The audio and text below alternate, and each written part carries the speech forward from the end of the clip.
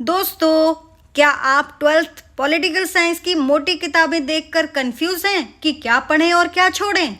मैंने पिछले 10 सालों के बोर्ड पेपर्स का एक एक सवाल एनालाइज किया और चाहे वो 2015 का पेपर हो या 2025 का, इस गहरे एनालिसिस के बाद मैंने कुछ ऐसे गोल्डन टॉपिक्स निकाले हैं जो सीबीएसई हो या एचबीएसई हर साल रिपीट करता ही करता है।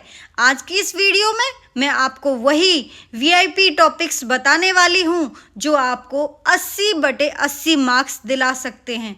अगर आपने ये टॉपिक्स कर लिए तो समझ लीजिए आपका 90% काम हो गया। तो चलते हैं अपनी वीडियो की तरफ।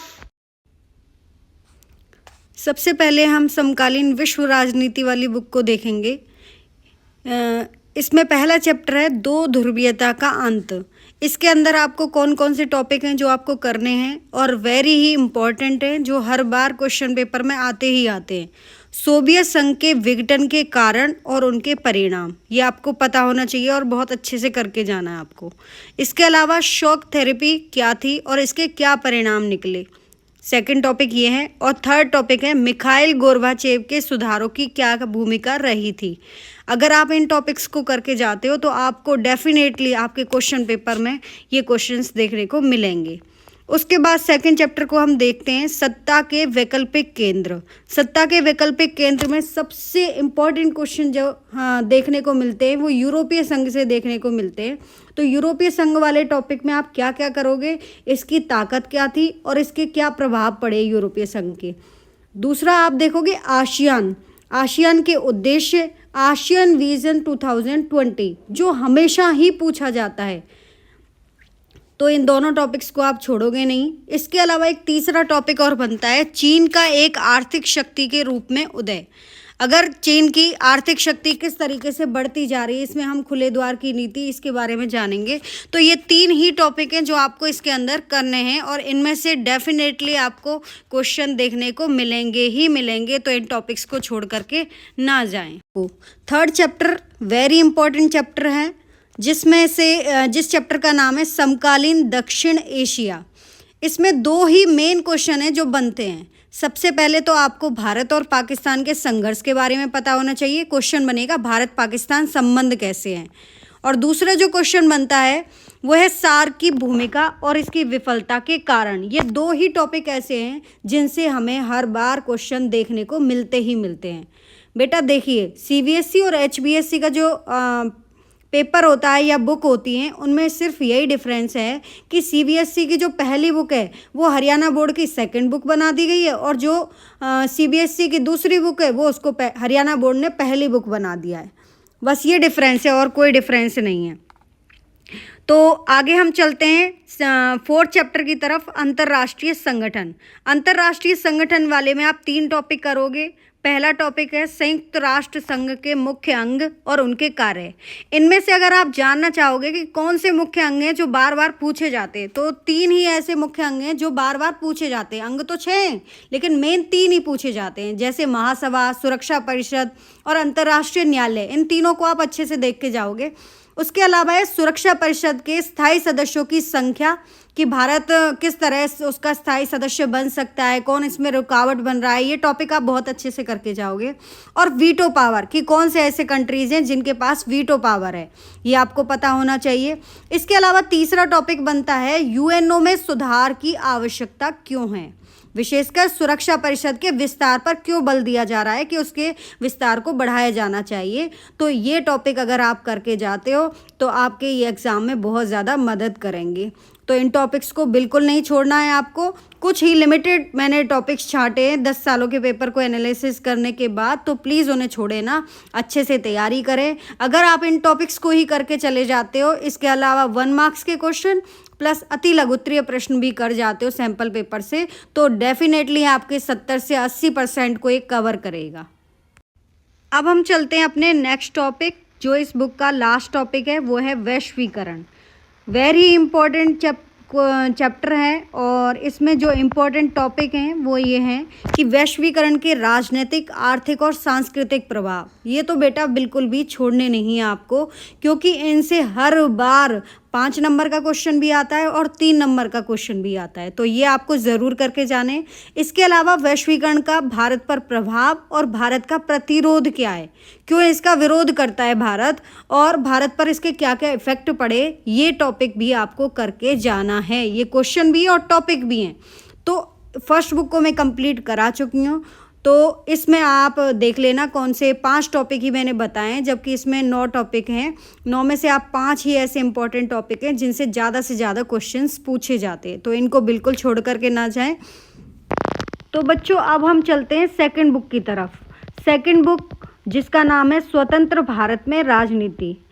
फिर से मैं आपको दोहरा देती हूँ कि जो CBSE की सेकंड बुक है वो HBSE की फर्स्ट बुक है, और जो HBSE की फर्स्ट बुक है वो CBSE की सेकंड बुक है। तो इसमें आपको कंफ्यूज नहीं होना है। तो टॉपिक चैप्टर का नाम देख लेना अगर आपको कोई भी कन्फ्यूज़न हो। वैसे कन्फ्यूज़न होना नहीं चाहिए, आप 12th क्लास के स्टूडेंट हो। चलते हैं राष्ट्र निर्माण की चुनौतियाँ। बहुत ही ज़्यादा फेवरेट टॉपिक है ये, HBSE का भी और CBSE का भी। तो सबसे पहले हम चलते हैं इसमें कौन कौन से आप टॉपिक करोगे। 3 ही टॉपिक हैं जो मेन हैं। आज़ादी के समय भारत के सामने 3 मुख्य चुनौतियाँ कौन सी आईं। रजवाड़ों का विलय, सरदार वल्लभ भाई पटेल की भूमिका क्या थी। स्पेशली हैदराबाद के बारे में ज़्यादा पूछा जाता है। राज्यों का पुनर्गठन भी आ सकता है, या फिर राज्यों का आयोग के बारे में भी आपको पता होना चाहिए। राज्यों का पुनर्गठन आयोग कब आया, और राज्यों का पुनर्गठन अधिनियम आयोग 1954 में बना और अधिनियम 1956 में। इन तीनों टॉपिक्स को आप पढ़ के बहुत अच्छे से जाओगे। इसके अलावा हम चलते हैं सेकंड टॉपिक की तरफ, सेकंड चैप्टर की तरफ, जिसका नाम है एक दल के प्रभुत्व का दौर। एक दल के प्रभुत्व की दौर की तरफ चलते हैं। तो पहला टॉपिक इसमें बनता है पहले 3 चुनावों में कांग्रेस के प्रभुत्व के क्या क्या कारण रहे हैं। प्रभुत्व के कारण बताने के किन कारणों से कांग्रेस पार्टी का दबदबा बना हुआ था, वर्चस्व बना हुआ था। प्रभुत्व, वर्चस्व, दबदबा, डोमिनेंसी एक ही चीज़ है। दूसरा टॉपिक है विपक्षी दलों का उदय और उनकी क्या क्या भूमिकाएं रही हैं। ये दोनों ही आपको टॉपिक्स करके जाने हैं इस चैप्टर के अंदर, तो आप अच्छे मार्क्स गेन कर लोगे बेटा। 70 to 80% की मैं पूरी गारंटी लेती हूँ कि कोई भी बच्चा इन क्वेश्चंस को करके जाए अपने एग्ज़ाम में बहुत अच्छे नंबरों से पास होगा। और एक और चीज़ मैं आपको बता दूँ बेटा कि हमारे सिलेबस का केवल 20% ही ऐसा सिलेबस होता है जिससे 80% का पेपर आता है, और 80% ऐसा सिलेबस होता है जिससे 20% ही एग्ज़ाम में देखने को मिलता है। तो हमें 20% पर ज़्यादा फोकस करना चाहिए, इसकी पहचान करनी चाहिए कि कौन कौन से ऐसे टॉपिक्स हैं या चैप्टर्स हैं जिनसे बहुत ज़्यादा देखने को हमें क्वेश्चंस मिलते हैं। तो उसके लिए ही मैंने वो 20% हिस्सा मैं आपके लिए छाट करके लेकर के आई हूँ, जिसकी वजह से आप 80% मार्क्स गेन कर सको। तो इन्हें बिल्कुल भी छोड़ करके आपको नहीं जाना है टॉपिक की तरफ। तो सबसे पहले चैप्टर देखेंगे, किस चैप्टर की बात कर रहे हैं हम। तो चैप्टर का नाम है नियोजित विकास की राजनीति। इसमें हम 2 टॉपिक्स देखेंगे, नीति आयोग और योजना आयोग के बीच में क्या अंतर है, ये आपको बहुत अच्छे से पता होना चाहिए, क्योंकि योजना आयोग की जगह लिए नीति आयोग ने। योजना आयोग को 2012 में समाप्त कर दिया गया था। 17 तक चलती वैसे तो 12वीं पंचवर्षीय योजना, लेकिन इससे पहले ही समाप्त कर दिया गया, और नीति आयोग 1 जनवरी 2015 से बना दिया गया था। तो आपको ये चीज़ें बहुत अच्छे से करनी है। उसके अलावा HBSE का भी और CBSE का, दोनों का ही फेवरेट है भारत में हरित क्रांति के सकारात्मक और नकारात्मक प्रभाव। ये बेटा बहुत अच्छे से आपको करके जाने हैं। इसमें केवल आपको सकारात्मक और नकारात्मक प्रभाव ही नहीं करने, इसके अलावा आपको ये भी बताना है शुरुआत में, इंट्रोडक्शन में, कि हरित क्रांति की शुरुआत कब हुई थी, इसके विश्व में जनक कौन है, भारत में जनक कौन है, ये सारी चीज़ें आपको पता होना चाहिए। अगले टॉपिक की तरफ हम चलते हैं, भारत के विदेशी संबंध। इसमें हम देखेंगे भारत की गुट निरपेक्षता की नीति, नॉन अलाइनमेंट पॉलिसी क्या थी भारत की, कि दोनों ही गुट जो द्वितीय विश्व युद्ध के बाद पूरा विश्व 2 महाशक्तियों के बीच में बटा हुआ था, ऐसे में भारत ने दोनों गुटों में शामिल ना होकर के गुट निरपेक्षता की नीति को ही क्यों अपनाया। उसके अलावा हम चलते हैं नेक्स्ट टॉपिक की तरफ। 1962 का भारत चीन युद्ध और 1971 का भारत पाकिस्तान युद्ध, ये टॉपिक दोनों ही आपको बहुत अच्छे से आने चाहिए। इसमें हम ये भी बोल सकते हैं कि भारत और चीन के बीच संबंध और भारत पाकिस्तान के बीच। नेक्स्ट टॉपिक की तरफ, तो हमारा नेक्स्ट टॉपिक है, या पहले चैप्टर देख लेते हैं, लोकतांत्रिक व्यवस्था का संकट। इसमें हमेशा ही पूछे जाने वाला क्वेश्चन है आपातकाल के कारण और आपातकाल के परिणाम या सबक, दोनों ही एक ही क्वेश्चन है। कंफ्यूज नहीं होना है, कहीं परिणाम आ जाएं तो जी हमने सबक याद किया था, सबक आ जाएं तो हमने जी परिणाम याद किया था, दोनों ही एक ही क्वेश्चन है। तो परिणाम और सबक एक ही चीज़ होगी, और इसके अलावा आपातकाल के कारण। इसमें भी आपको जिस तरीके से मैंने हरित क्रांति के अंदर बताया, उसी तरह से आपको आपातकाल के अंदर लिखना है कि आपातकाल की शुरुआत कब हुई थी, कौन इस समय प्रधानमंत्री थी, कौन राष्ट्रपति थे। ठीक है, तो ये सारी चीज़ें आपको लिखते हुए अपने क्वेश्चन को कवर करना है। इसके अलावा 1977 का चुनाव और जनता पार्टी सरकार की पहली।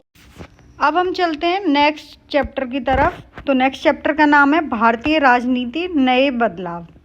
तो इसमें हमें जो क्वेश्चन देखना है, बार बार जो पूछा जाता है कि 1989 के बाद क्या क्या बदलाव आए भारतीय राजनीति में, तो इसी के अंदर हमारे गठबंधन सरकार बनने के कारण, अयोध्या विवाद, मंडल विवाद, शाहबानो प्रकरण, और इधर देखेंगे तो हम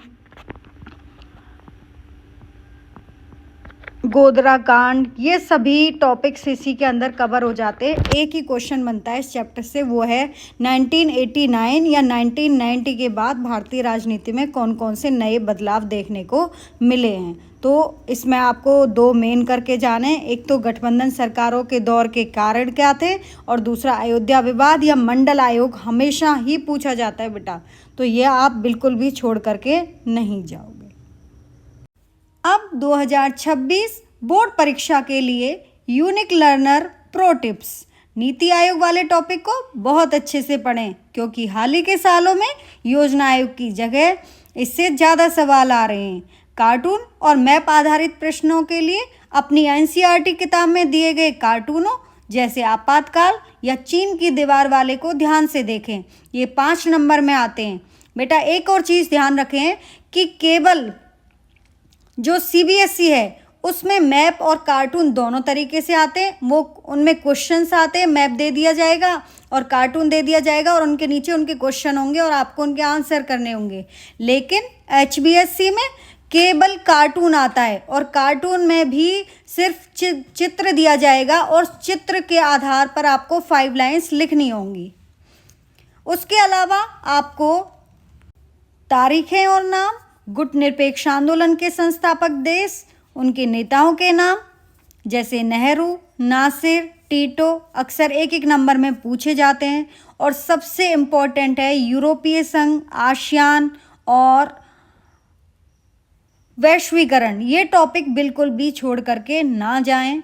और एचबीएससी वाले बच्चों के लिए मैं स्पेशली बोलूँगी 1 मार्क्स वाले और अति लघु उत्तरीय अपने सैम्पल पेपर से करके जाएं। ऑल द बेस्ट बेटा, good luck, all the best, thank you and have a nice day. Do your best.